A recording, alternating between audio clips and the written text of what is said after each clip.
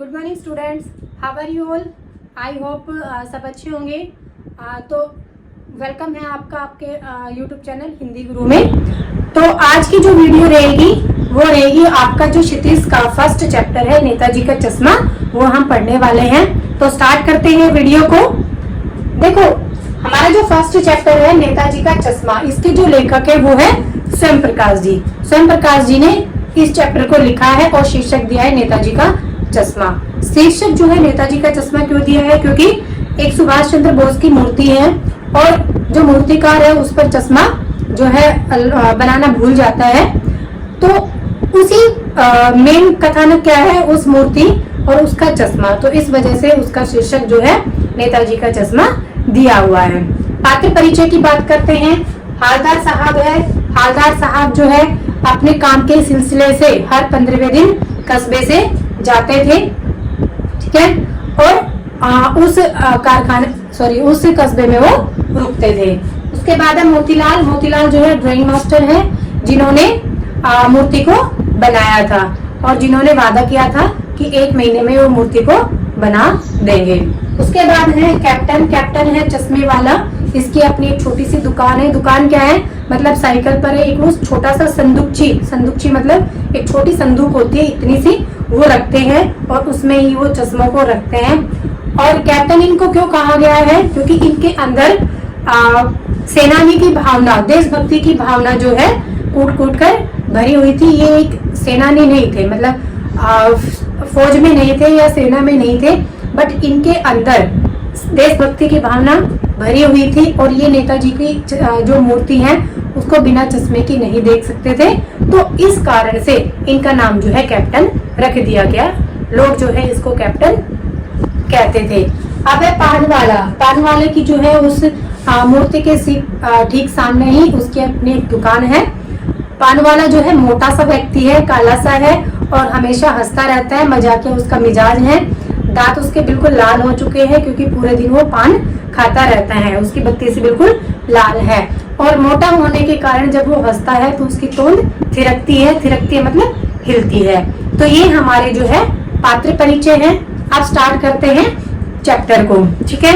अब चैप्टर को स्टार्ट करने से पहले चैप्टर कहाँ से स्टार्ट होता है? एक कस्बे से स्टार्ट होता है कि हालदार साहब हर 15वें दिन जो है कस्बे से जाते थे अपनी फैक्ट्री के काम से सिलसिले से। अब कस्बा क्या होता है?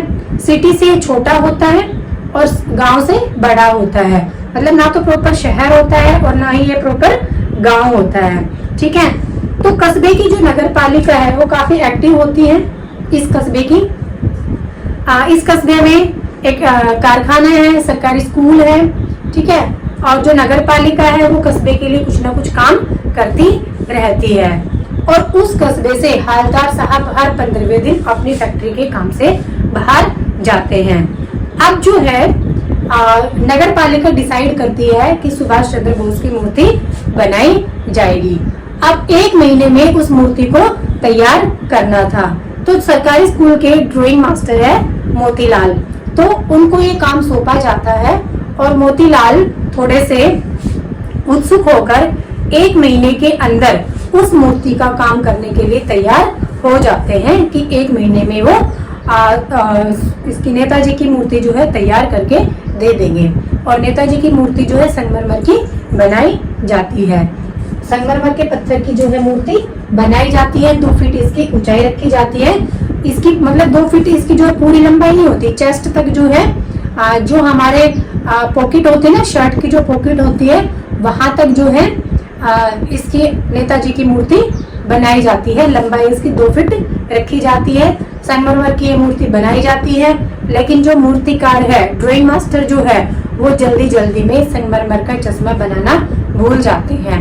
मूर्ति तो बना देते हैं लेकिन वो संगमरमर का चश्मा बनाना भूल जाते हैं। अब चौराहे पर मूर्ति जो है लगा दी जाती है, लेकिन उस पर चश्मा नहीं होता है, ठीक है। लेकिन जो कैप्टन साहब है यहाँ पर, हमारे जो देशभक्त है कैप्टन जी, वो क्या करते हैं कि उनको ये मूर्ति ऐसे बिल्कुल अच्छी नहीं लगती। वो समझते हैं कि मूर्ति पर चश्मा नहीं है तो इसका मतलब है हमारे जो सुभाष चंद्र बोस हैं उनका जो है अपमान किया जा रहा हो। ठीक है, अब जब वो मूर्ति चौराहे पर रखी हुई है तो ऐसा संदेश देती है, ऐसा लगता है जैसे अभी सुभाष चंद्र बोस जी नारा दे रहे हो कि तुम मुझे खून दो मैं तुम्हें आजादी दूंगा। वो मूर्ति इस तरीके से प्रतीत होती है, लगती है वो। ठीक है, अब जो ये है कैप्टन जी चश्मे वाले, ये क्या करते हैं कि अपनी दुकान से चश्मा लगा देते हैं। ठीक है, कभी गोल फ्रेम का चश्मा लगाते हैं, कभी चौकोर फ्रेम का चश्मा लगाते हैं। ठीक है, तो एक बार हालदार साहब जो है चौराहे पर रुकते हैं पान खाने के लिए, पान वाले के पास। ठीक है, और उनकी नजर जो है सुभाष चंद्र बोस की मूर्ति पर पड़ती है।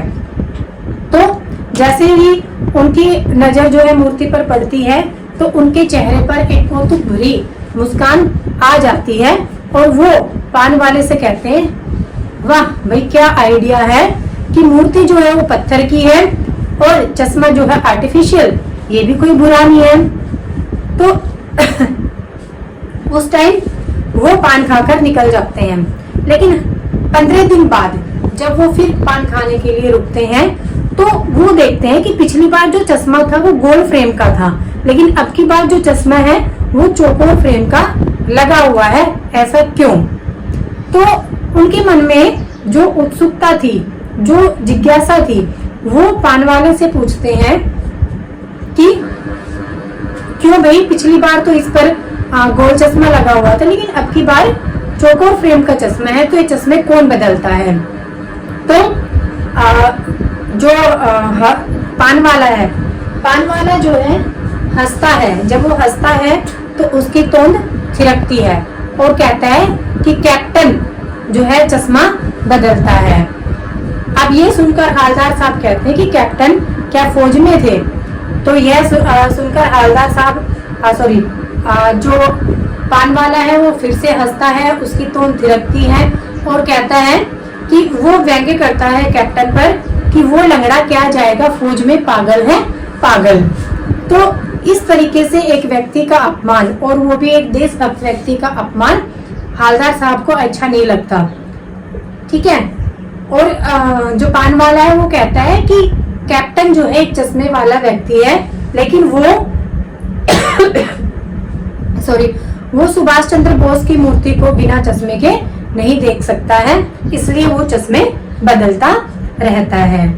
तो हालदार साहब जो है अब निकल नहीं जाते, वो देखते हैं कि सामने से अभी जो है साइकिल पर एक बूढ़ा सा मरियल सा आदमी चला आ रहा है साइकिल से, और वो जैसे ही चौराहे पर जाता है मूर्ति के साथ में वो साइकिल को खड़ी कर, मूर्ति के साथ में जाकर और एक डंडे के सहारे वो अपनी साइकिल को खड़ी करता है और एक चश्मा वहां से निकालता है और मूर्ति पर लगा हुआ चश्मा वहां से हटा देता है और उस चश्मे की बजाय दूसरा चश्मा उस पर लगा देता है। तो ये सारी जो घटना है हालदार साहब देख रहे होते हैं और वो पूछते हैं कि कैप्टन ऐसा क्यों करता है? तो पान वाला कहता है क्योंकि जब कोई ग्राहक चश्मा खरीदने के लिए आता है और वो कहता है कि मुझे चौकोर फ्रेम का चश्मा चाहिए, और अगर चौकोर फ्रेम का चश्मा मूर्ति पर लगा होता है तो कैप्टन उस चौकोर फ्रेम के चश्मे को उतार कर ग्राहक को दे देता है और दूसरे फ्रेम वाला चश्मा जो है कैप्टन उसकी सुभाष चंद्र बोस की मूर्ति पर लगा देता है। तो इस प्रकार चश्मा जो है मूर्ति से बदलता रहता है। यह सुनकर हालदार साहब जो है पान खाकर वहां से चले जाते हैं। अब एक दिन फिर से वो 15 दिन बाद पान खाने के लिए चौराहे पर रुकते हैं, वहां जाते हैं, पान खाते हैं। अब वो देखते हैं कि मूर्ति पर कोई भी चश्मा नहीं होता है, तो वो उनसे पूछते हैं, हालदार साहब जो है पान वाले से पूछते हैं कि क्यों भाई आज मूर्ति पर कोई भी चश्मा नहीं है, ऐसा क्यों? तो जो पान वाला हमेशा मजाकिया मूड में रहता है वो उसकी आंखों में आंसू आ जाते हैं और कहता है कि कैप्टन मर गया, कि कैप्टन तो मर गया है, अब चश्मा कौन बदलेगा। ये सुनकर हालदार साहब भावुक हो जाते हैं और वहां से उसी टाइम पान लेकर निकल जाते हैं। लेकिन अब की बार वो सोचते हैं कि अब की बार वो चौराहे पर बिल्कुल भी नहीं रुकेंगे और ना ही मूर्ति की तरफ देखेंगे।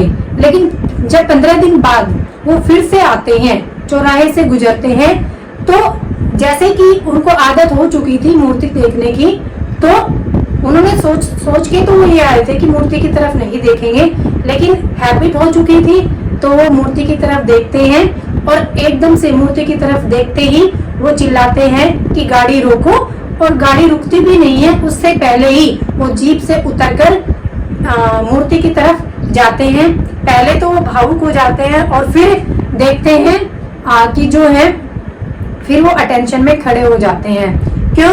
क्योंकि वो देखते हैं कि मूर्ति पर जो है आर्टिफिशियल चश्मा तो नहीं था, लेकिन एक सरकंडे का चश्मा लगा हुआ था, जैसे कि बच्चे जो है बना लेते हैं। तो वो भावुक इसलिए हो जाते हैं कि अभी भी देश में जो है बच्चों के अंदर देशभक्ति की भावना अभी भी बची हुई है, और अटेंशन में इसलिए खड़े हो जाते हैं कि वो सुभाष चंद्र बोस की मूर्ति और कैप्टन के प्रति अपना मान सम्मान रखते हैं।